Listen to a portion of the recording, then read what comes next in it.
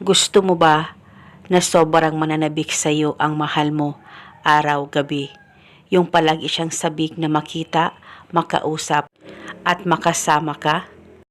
At kung LDR kayong dalawa, ay sabik na sabik siya na makausap ka palagi kahit sa cellphone man lang.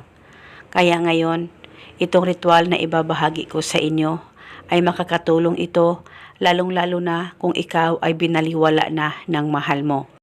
At paniguradong mananabik na siya sa iyo sa oras na magawa mo ang ritual na ito.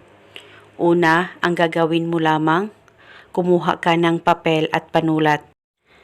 At pagkatapos ay isulat mo lamang ang kanyang pangalan at apelido ng 3 beses.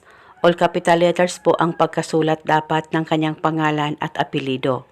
At pagkatapos mo na itong masulat, ay pahiran mo lamang ito ng kaunting laway mo.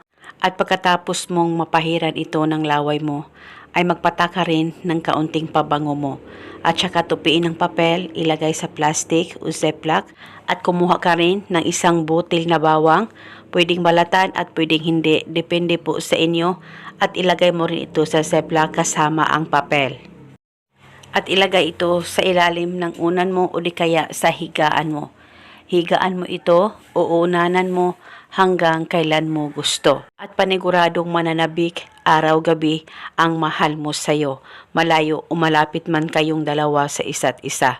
Wala na po kayong kailangan pang banggitin o ibulong na spell. Basta gawin itong ritual na tama ang pagkagawa mo.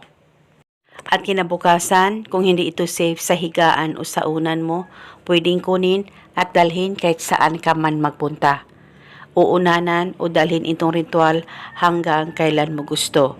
Dahil isa itong gabay para palaging mananabik sa iyo ang mahal mo.